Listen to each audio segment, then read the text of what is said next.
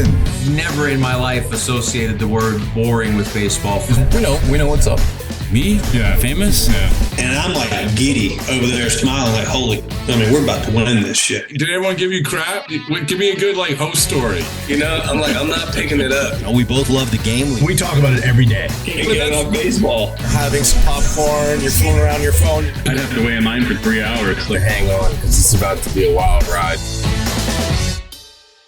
All right, there's no two people on the planet I'd rather have on right now than Jared Porter and Dr. Jason Larocque. They've both been on the podcast before, and I appreciate them so much. And I sincerely mean it from the bottom of my heart that there is no two people I'd rather be talking to right now, because when I talk to each of you guys individually, it's one of these things where as you talk, I'm like, oh man, when I'm talking about my tattoo, it's so stupid. And you guys are talking about stuff that's so important. I'll just get people familiar with your voices first. Jason, if you could just say hello. Hi, everybody. Rob, thanks for having us on. Yeah, of course. And of course, before I go on any further, Dr. Jason Larocque, Coach Larocque, I'm going to spell this because, it's I'm gonna have to spell it a few different times. Larocque,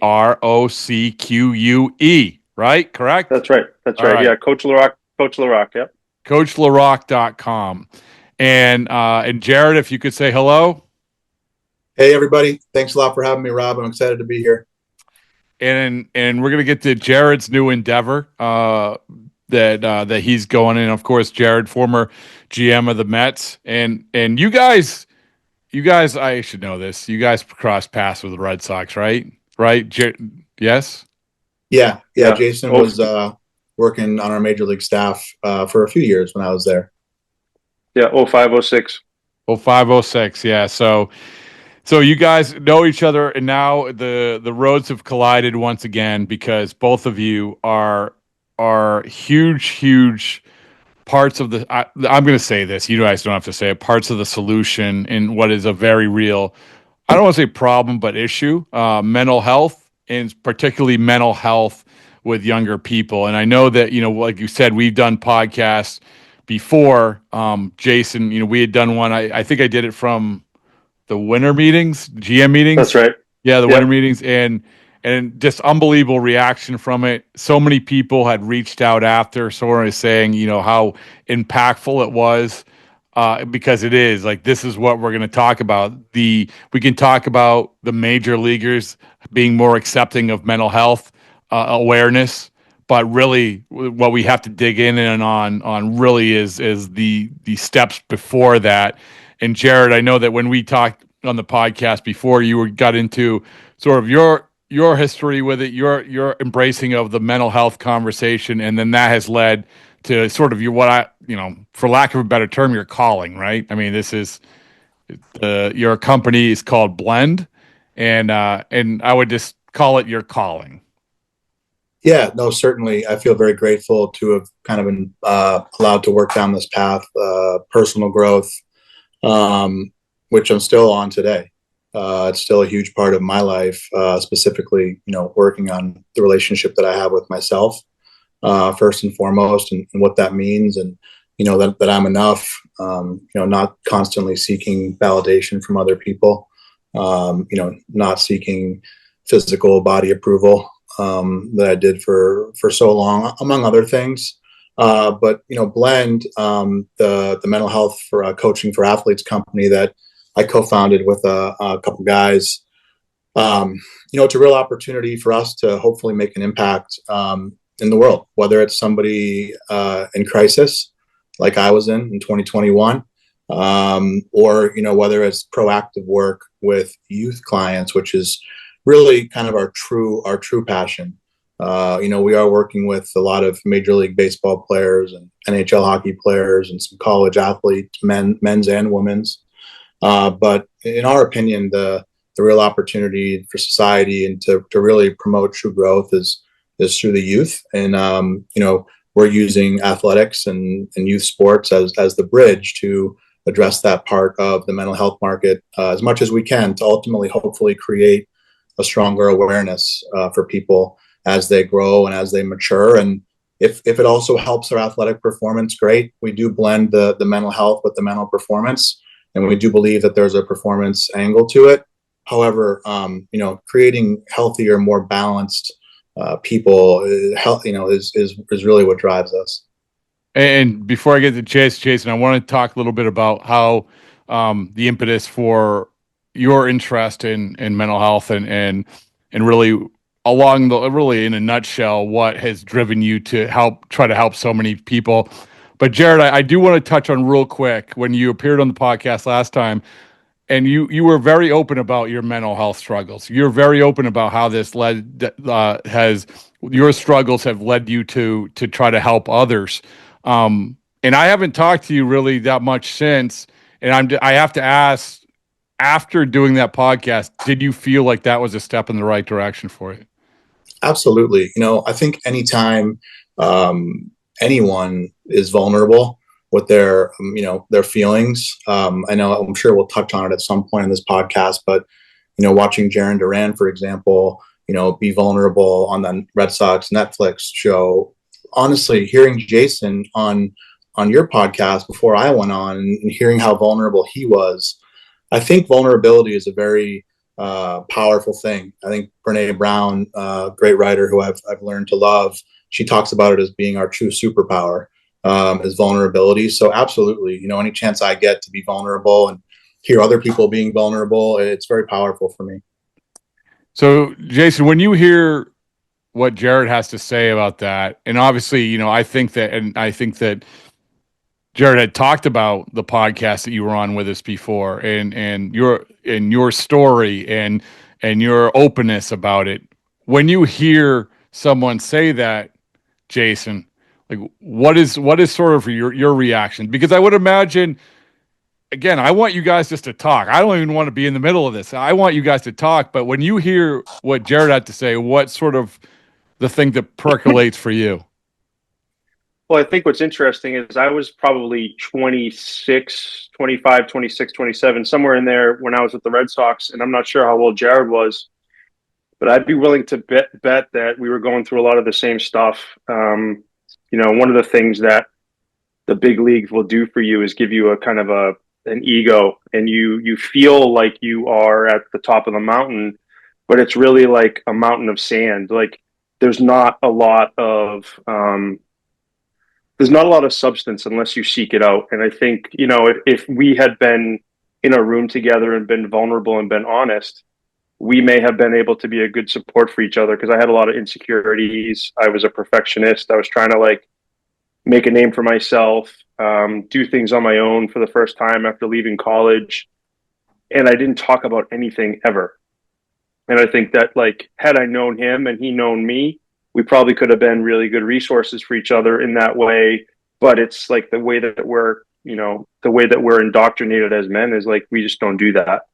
And, it's ironic that, me in my mid 40s now, and I'm not sure how old Jarren is, but here we are all these years later, we've done a ton of healing, a ton of growth, and we're probably in a better position to be relational now after all this than we were when we were in our 20s, when we thought we were on top of the world, but really we didn't know much of anything. And I think in the big leagues, I had certain mentors like Bill Hasselman, and Ralph Troyal and John Halama, and these older guys that kind of took me under their wing.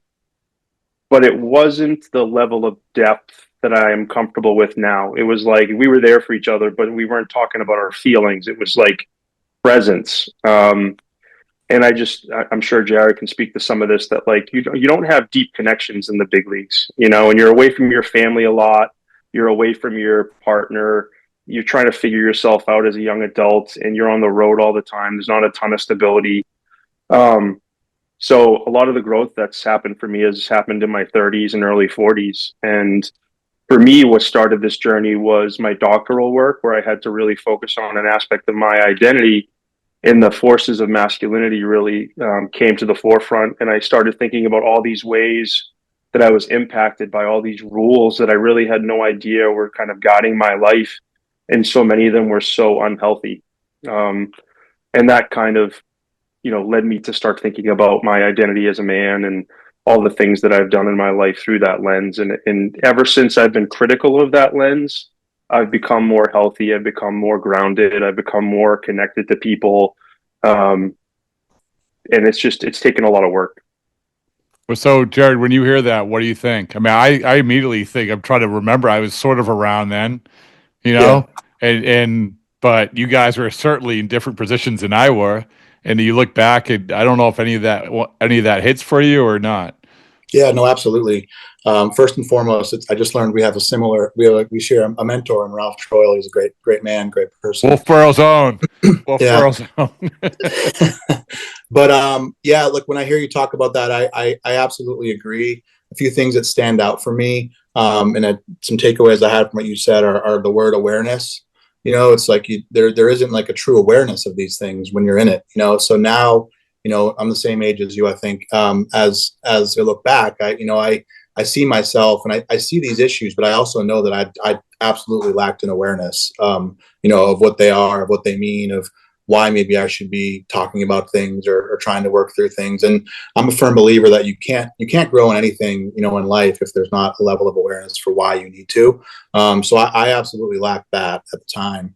Another thing I hear, when you talk is emotional walls, like the emotional, which for me became, one of the biggest burdens in my life was my emotional walls. As you talk about it, you're in the major league staff. I'm in the front office. We're having a lot of success, and everyone around you thinks you're having all this success, and then meanwhile, like, some of the mental health issues that I had, I don't want to speak for you, but it's pleasing those people. It's the external validation, not realizing that everything's actually inside, if you can actually get to it.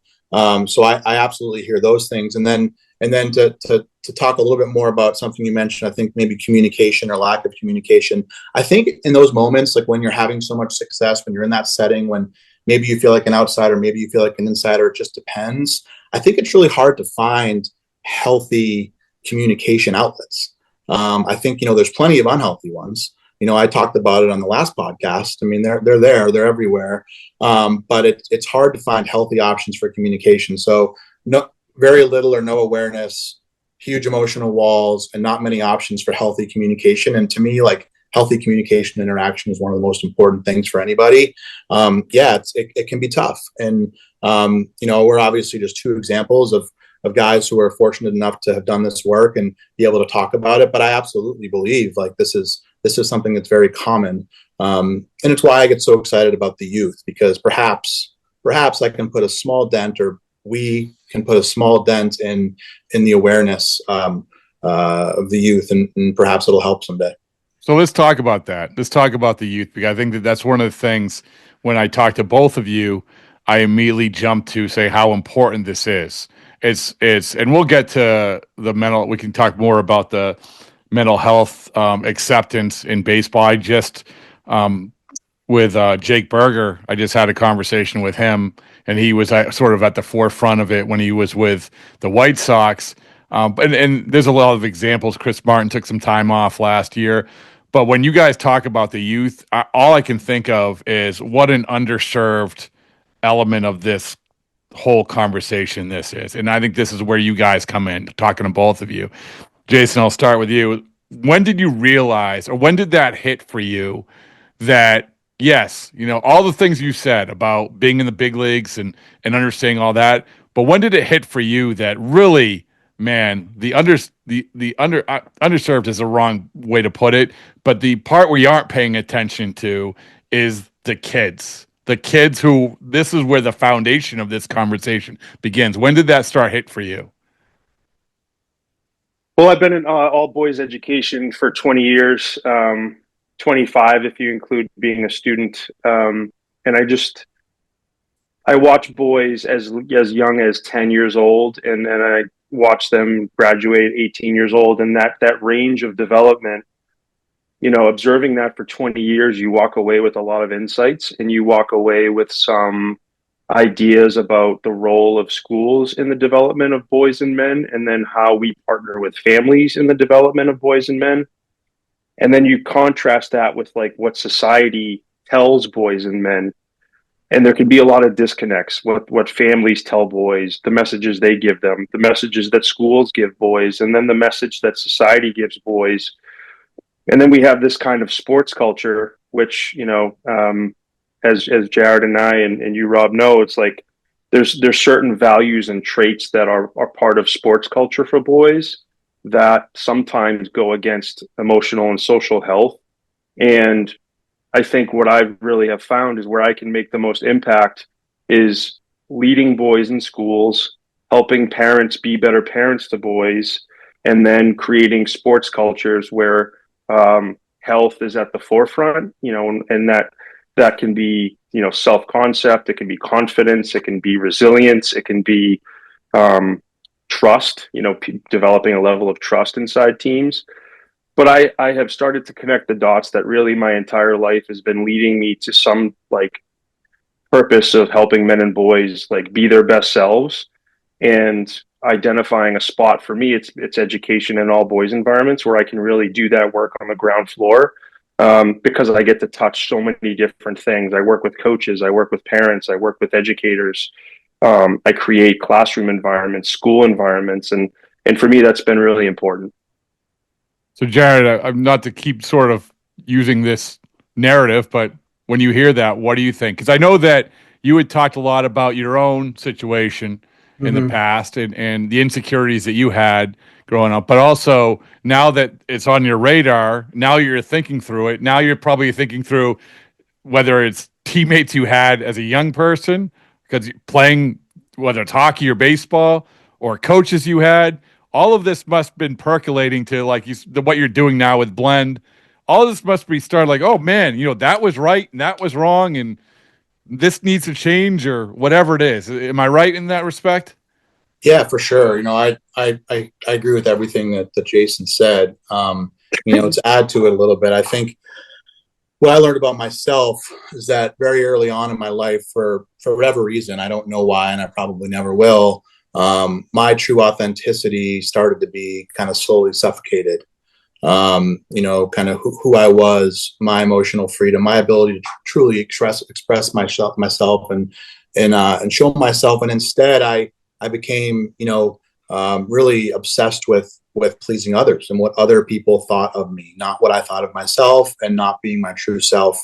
So now, when I hear Jason talk about what he was just talking about, I absolutely think back to myself as a child. But I don't have any children, but I'll go to my nieces and my nephews' club soccer games and club soccer tournaments and hockey games, and just the tremendous amount of pressure that these kids are under. And I don't see it on an everyday basis like Jason does in a school. So I'd imagine it's even greater. But just through the lens of sports, the amount of pressure, and then I just feel like there's a real vacuum and a suction of kids, being able to actually express themselves in an authentic way.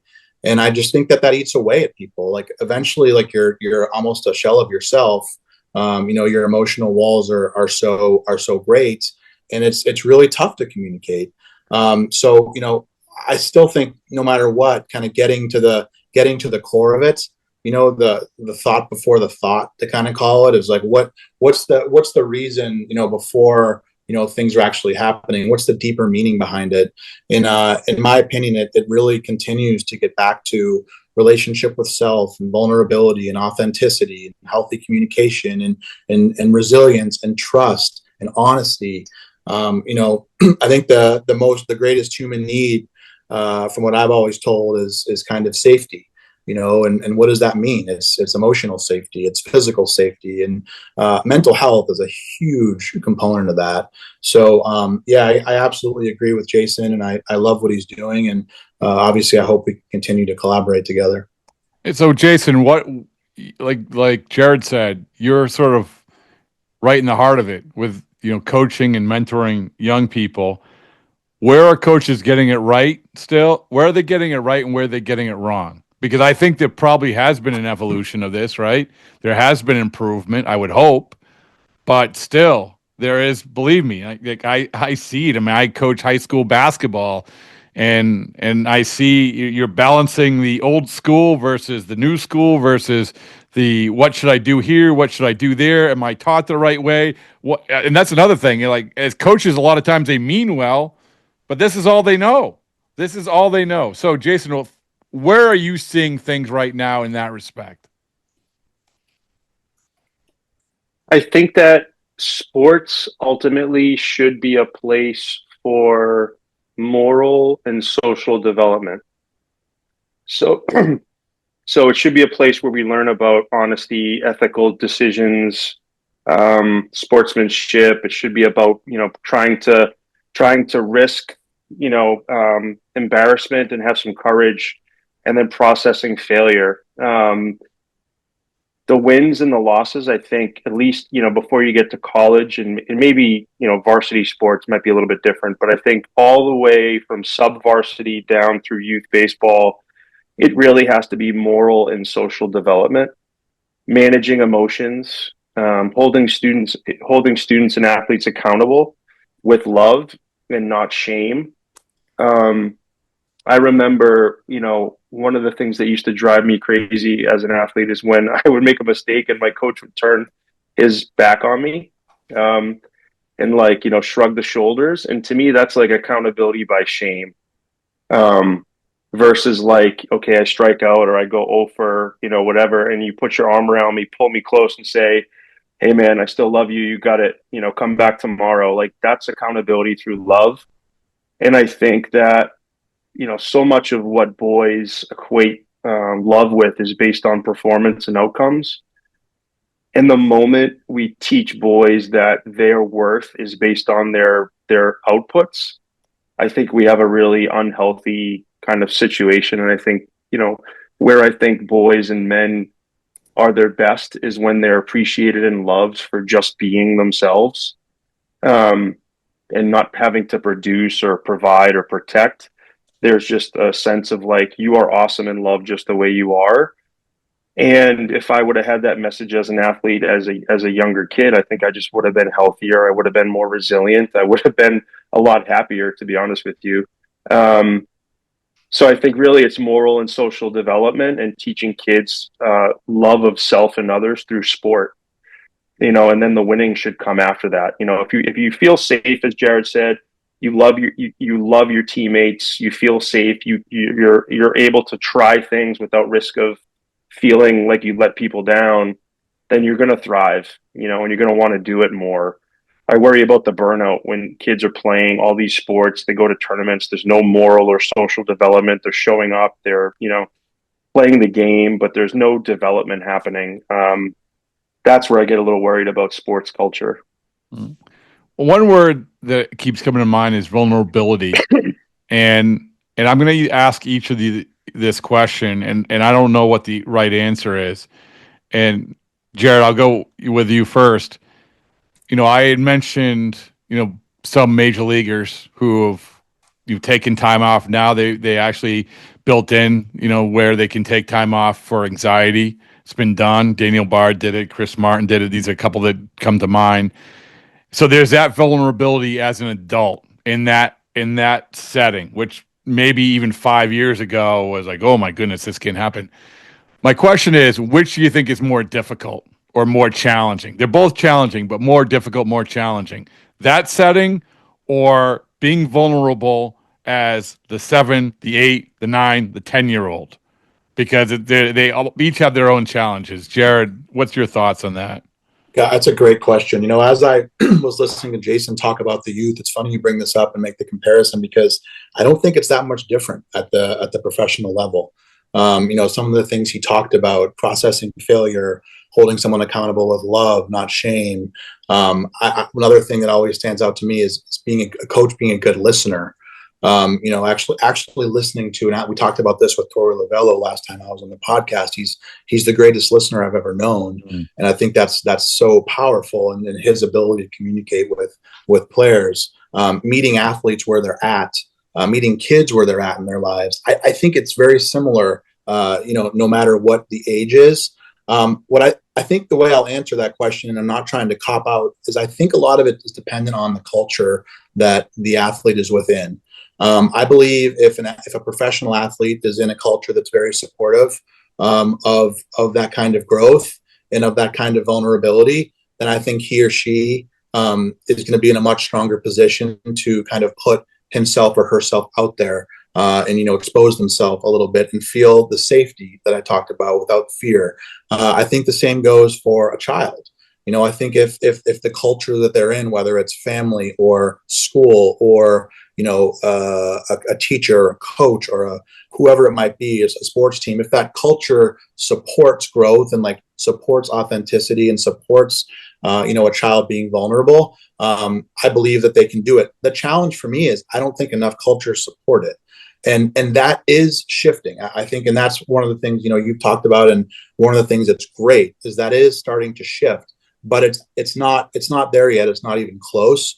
But personally, I'd tie a lot of that answer back to the culture.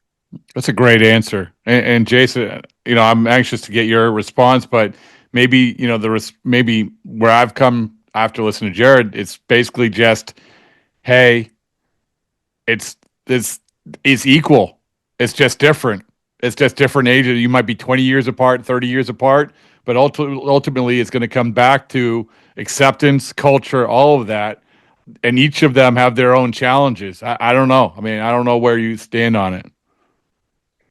I think a lot of the culture with men and sports and other male centric organizations, maybe the military or other kind of teams in spaces like that. I think that vulnerability is normalized when there's something really bad that's happening. So with teams, like if there's a death or a sickness or something major happens, like it's okay to be vulnerable, right? And I'm thinking about like, for the Red Sox, like obviously when Wake passed away, I'm sure that there was a ton of vulnerability with his former teammates and the front office and the staff and everything. Where I didn't see a lot of normalized vulnerability was just everyday life. And I remember being a bullpen catcher, a lot of times I kind of served as the, underground therapist for a lot of these guys. And they would trust me and they could tell me things because they knew I wouldn't, share it. I wouldn't go to the media. I wouldn't kind of blow up their spot. I didn't have any power over them. So I was a safe person to be vulnerable with. But I just never really heard like the entire clubhouse talk about something like a struggle or a group of people talking about a struggle that they were going through and like an everyday thing. And these people, like they're human beings, they're super insecure, just like all of us. Like if they had a bad outing, they needed someone to talk to. And just, the way that happened was either on a bus or, in a hotel room. It was never kind of out in the open, shared. And you're just carrying around a lot, you're carrying around a lot. And I think the other thing is, I just think that intimacy is really important too. And like intimacy, can take many different shapes and forms, but like there's just not a lot of intimacy for men. And sometimes intimacy can just be like a really deep conversation about something on your mind. Like to me, that's intimacy, and that's really helpful. Because if we don't have that intimacy emotionally, socially with friends, teammates, then eventually we're going to blow up at some point. We're going to blow up because we haven't practiced telling things, talking about things, sharing our struggles. And then when we don't do that, eventually, we don't have the resilience to go through those normal times with struggle and grief and challenges. A lot of what you said, I was thinking through, and as a topic that came up early in the podcast, the Jarren Duran situation, which was just surfaced on Netflix. Jared, you said you saw it. Is that right? Yeah. Okay. Yep. Jason, have you seen this at all? No, I just started, but I've seen a lot of his kind of social media things, and his work with the Samaritans, and I think it's awesome. So, as you're talking about the clubhouse, so after this came out, Jarren met with the media and talked about it, and there was around what you couldn't see was the entire front office, the entire coaching staff surrounding him as he was talking. Now, this was Jarren's situation, obviously, wasn't, for lack of a better term, an extreme because he tried to take his own life, and we just don't hear that. We just don't hear anyone say that. And then you hear the backstory, and we knew a little bit about it because he's been open in the last couple of years about it. But you hear the backstory. I'm not saying this was why he almost took his own life, but you hear about his dad talking about how he raised him and how he coached him and things that he would do differently and all of that. So, Jared, I would just ask you first, when you saw that, what was the part of it that really stuck out to you? Because obviously the moment where he says, I had the gun and I had the bullet and it didn't work, and so I moved on. But there was so much more to Jarren Duran's story. That's where it led. But what was the thing that jumped out to you about that? Yeah, I mean, first and foremost, like his ability to be open and honest and vulnerable took real courage, and I'm grateful for that. I felt a lot of empathy for him as I was watching it, thinking about the struggles he was going through. I think what stood out the most for me was kind of the lead up to things, the emotional walls he seemed to have and talk a lot about. And just the constant thought that he isn't or he wasn't enough. I think that is absolutely real.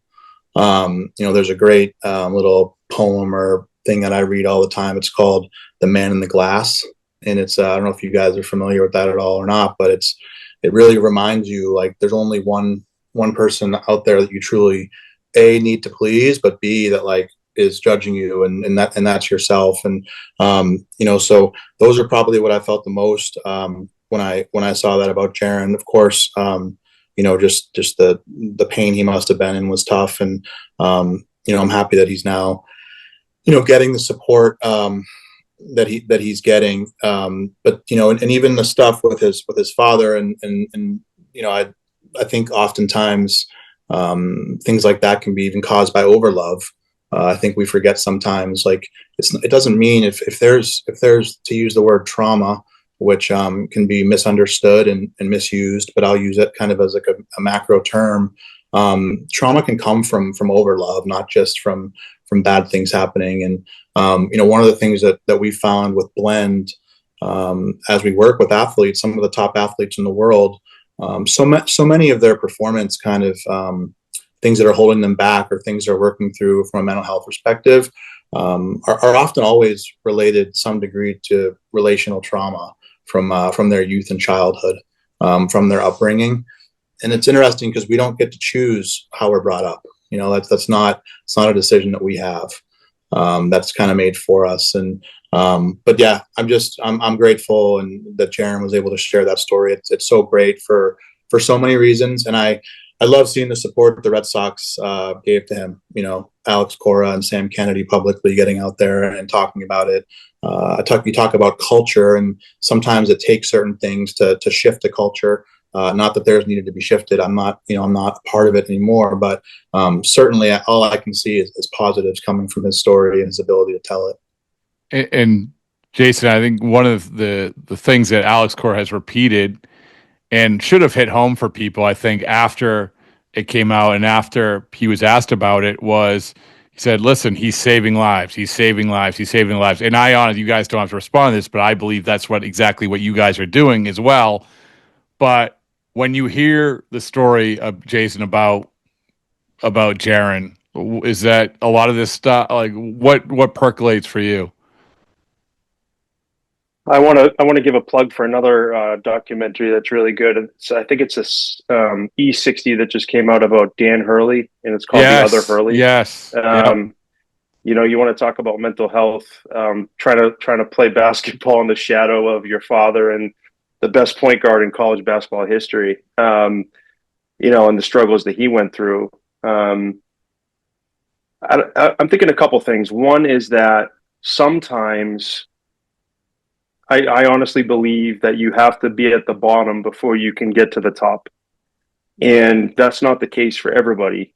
But if you look at Jarren Duran, if you look at Dan Hurley, sometimes the greatest gift can be the understanding that comes from your worst mistake. And whether that's a perceived mistake or whether it's a mistake that was, conscious and poor judgment, whatever. But a lot of people will just be on like overdrive and unconsciously just kind of going about their business, and they never reach that full potential. They might be good, but they don't become great. And I think that, I don't have public mistakes in my life. I don't have like overt demons or like, a record of, damage or anything like that. But I have been in some dark moments too. And, there have been times in my life where I questioned whether it was worth it for me to exist or not. But all of that was within my control and the way I was looking at the world, and it wasn't reality. And I think, the same for Jarren Duran. He was the same baseball player back then. It was all about his perspective of what was expected of him and his self-worth because of the way he was taught and the way he was kind of brought up in the society we live in. But who was in his ear during those days telling him like, you're good enough? Like, who was his thought partner? Who was his, and maybe he had some, and that's great. But like, we need people to stand up for us in our darkest moments and journey with us and not fix us, but just be present to us and just sit with us, because, we need to be reminded sometimes that like, this is just a chapter, and there's better things ahead for you. So I honestly believe like we're all on this journey, and like, no matter what's happened to you in your life, there's always healing and there's always like the next chapter. It's so well put, both of you. And I was thinking back, and I can't remember if I shared this with either one of you, but Daniel, I know Daniel Bard worked when you were with the Diamondbacks, right? Yeah. Okay.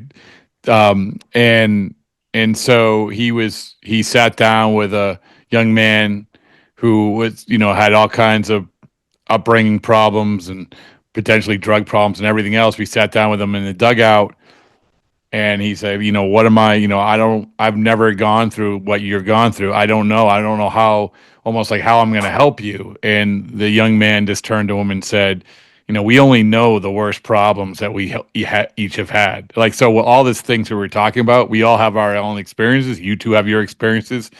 Jarren Duran had his experience. We only know what we our worst things, but there is the common bond and common thread, which is all the things that you guys have surfaced here. And that's the communication, that's the vulnerability. That's like, I'm just touching on a couple of things, but there's the foundational things that are so important in terms of, I'll just say, in terms of a lot of times saving lives. Like, it just is. So that's my take. Go ahead. No, I think at the end of the day, we're just humans, right? We're all just humans trying our best, and like, some of us are more equipped than others at certain times. And I think the greatest thing we could do for each other is be teachers, and sometimes we teach each other through our words. Sometimes we teach each other through our actions. Sometimes we teach each other through our presence. Sometimes we teach each other by listening. So I think like, if we're going to save lives, it could be any one of those ways, but it has to be intentional, and there has to be a little bit of grace in the way that we approach people and relationships. And I think really one of the biggest things that I struggle with, and that I think we're all damaged by, is judgment, right? Just like judging each other, how good we are, how bad we are, how successful we are. And, I think we're all just trying our best. I just to quickly talk about the judgment part. I absolutely agree. I challenge myself to live a judgment-free life now.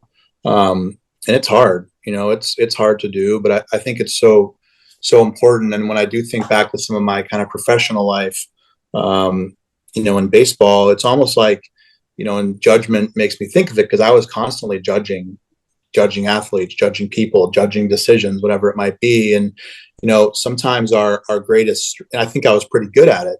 And so sometimes our greatest strengths, something like that, professionally, can turn into some of our greatest weaknesses and blind spots, personally. And, I certainly am someone who's lived through that. And, when I hear you talk, Jason, too, the word culture just continues to kind of reverberate in my head. Whether it's someone listening to you or being there for you, or kind of a thought partner or whatever it might be. To me, that's all just like so deeply rooted in culture.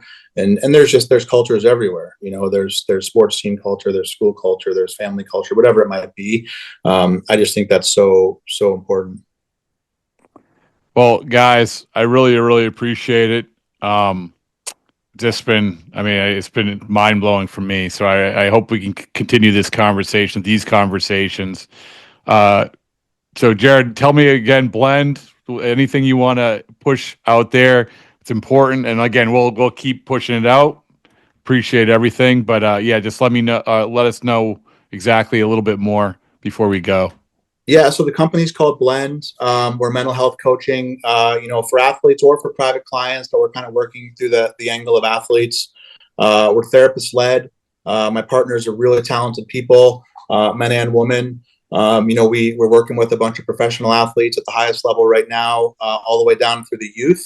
And we're really trying to, go after the youth market from a proactive mental health standpoint. I agree with Jason. Oftentimes it's crisis or the low point that brings us out in people. But I have a hypothesis and a fascination by what if we're able to actually proactively get after these kids at a younger age? Can we prevent some of those low points? Is there an awareness built in? So, before somebody emotionally or physically harms themselves or harms somebody else, they can find their pause.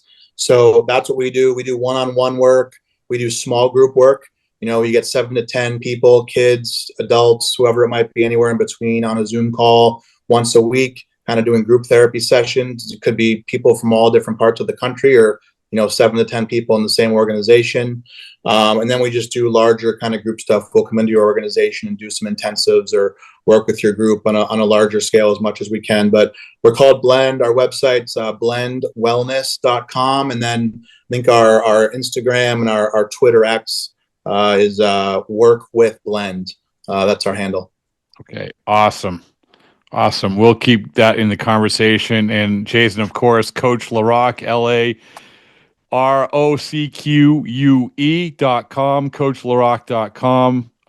Go there, correct? And I also want to put out for Jason as well. I've been saying this, and before we even get on, I said, you got to get in front of teams, man. Like I know that you know that, but I'm going to get you in front of teams. That's what I'm going to do, Jason. Thank you. Yeah. Yeah, I think one of the things I've been doing is speaking with different groups. I've worked with some college baseball teams. I've worked with some faculties of schools, and really, it's just getting in front of people and developing a culture of love-based accountability, vulnerability, communication, patience, and forgiveness. And just walking with people and journeying with people. And, if there's things I can do to support teams, support organizations, support schools in their journey to support boys and men, I'd be happy to collaborate, consult, speak. So any way I can help, just it's more about the mission than profit for me. And, I think just getting in front of people and sharing the message, I think would be helpful. All right. Well, you both are huge parts of the solution here, so I appreciate it, and I hope we can have this conversation more, a lot of times. Yeah. Thanks, Rob. Thanks, Rob. Good to see you, Jarren. You too, Jason. Take care.